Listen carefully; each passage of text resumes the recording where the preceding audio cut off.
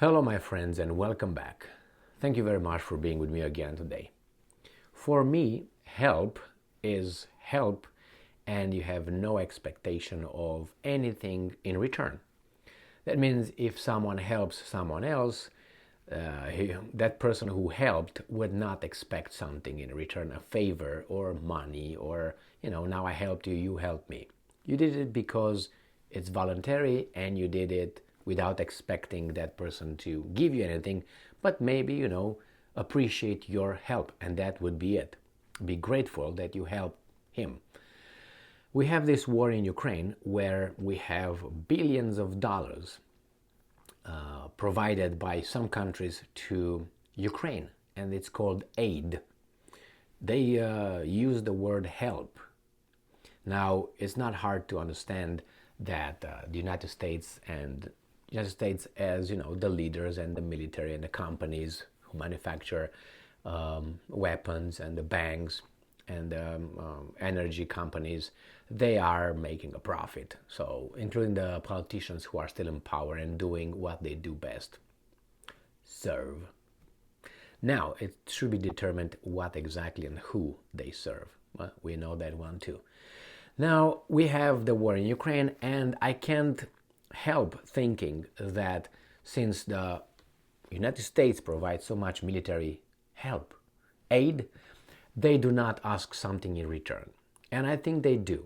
How I think they are involved in at least telling the Ukrainians how or where should they place those weapons that they send. And I think the Western countries have a big leverage on dictating the fighting Ukrainians where to do what. I have this article here that I'm about to discuss, where I think exposes the advice. The American military, Americans, they advise.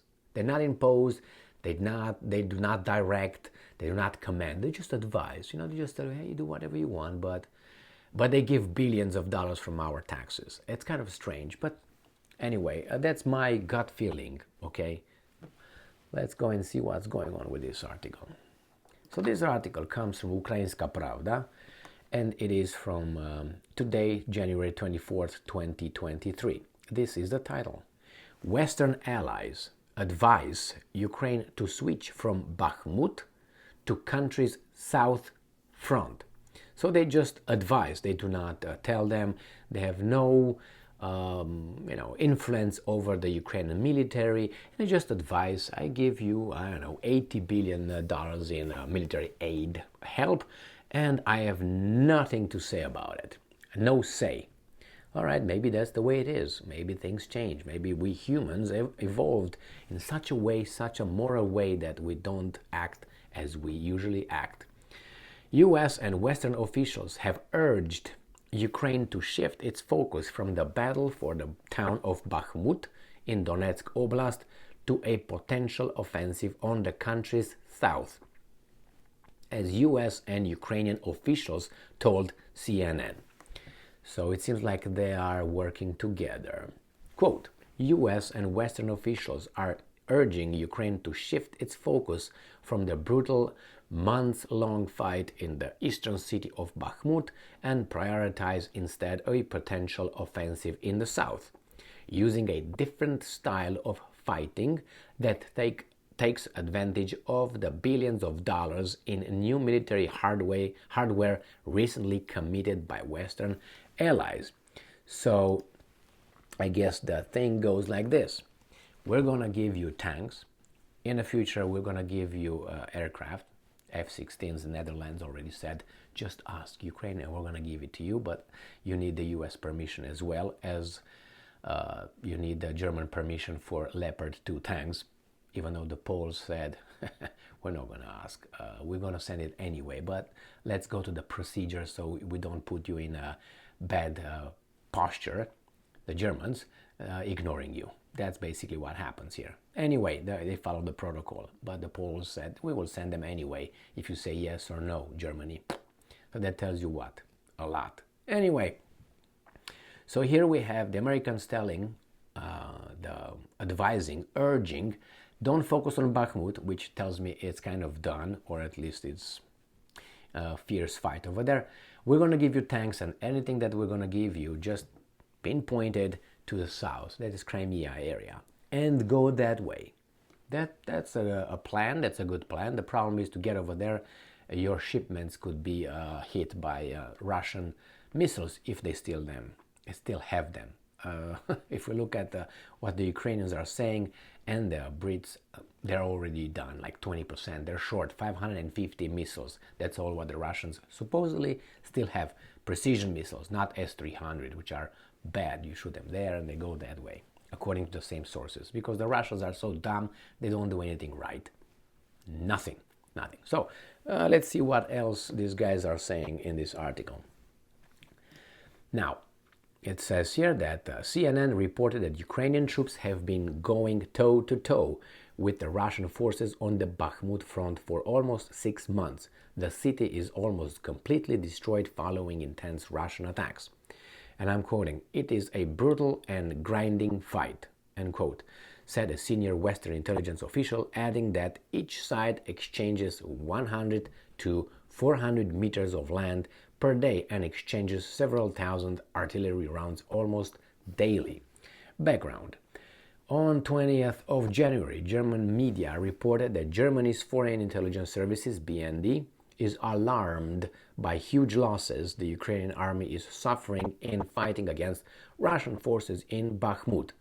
Well, if you're alarmed of the huge losses, you must know the number.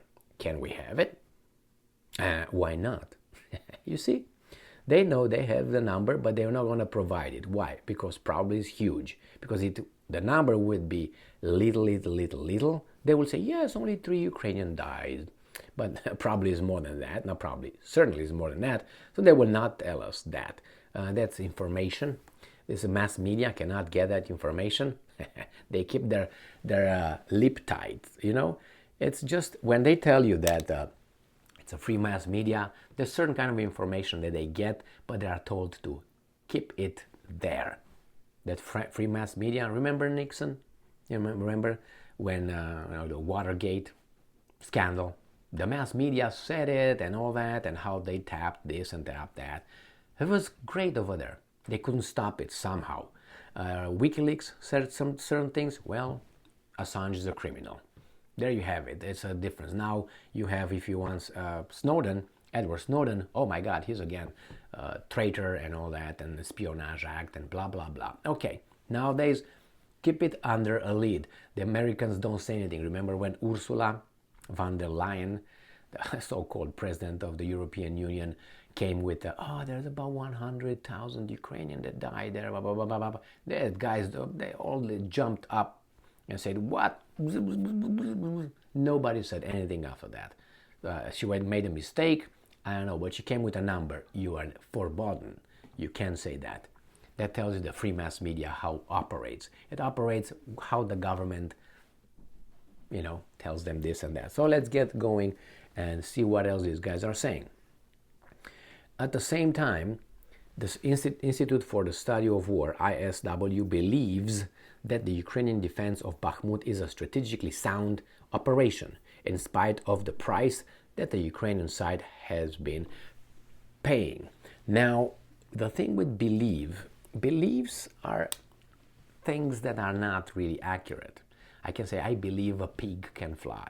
Well, I can say, I believe, because if I believe, it's just, doesn't necessarily have to be based on reality. So when the Institute of War, Study of War, believes something, it's even worse than guessing.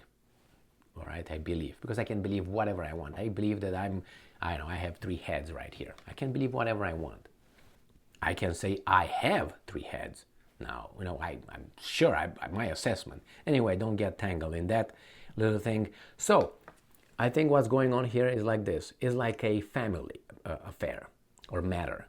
When you have your in-laws, so you're married and you have your wife's parents, helping you, putting a pay down for a house mortgage.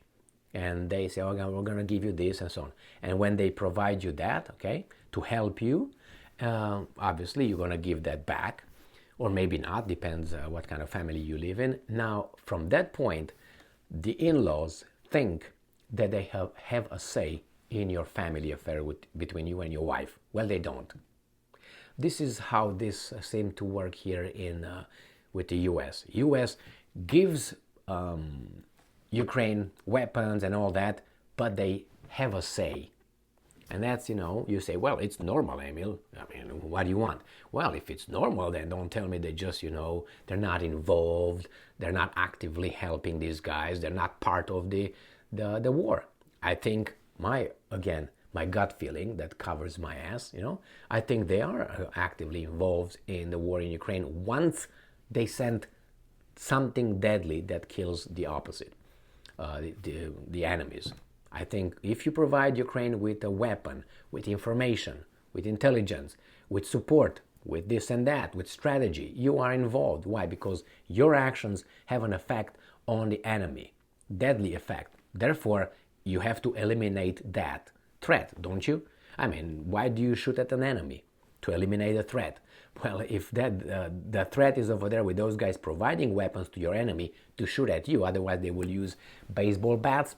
You want to eliminate the threat, not only the guy with the baseball, but the guy that provides that too. That's why, you can say, however, not you, but what I mean? People can say, well, they're not actively, they are. I mean, I certainly consider them that way. And imagine, I don't know, another country providing Russia with the exact support the allies provide Ukraine. How do you think those guys will be still standing? How do you think those guys will be viewed as? Directly involved in the hostilities. Double standard? You bet. Thank you very much for being with me again today. Stay strong, stay smart, look for the truth, and be just.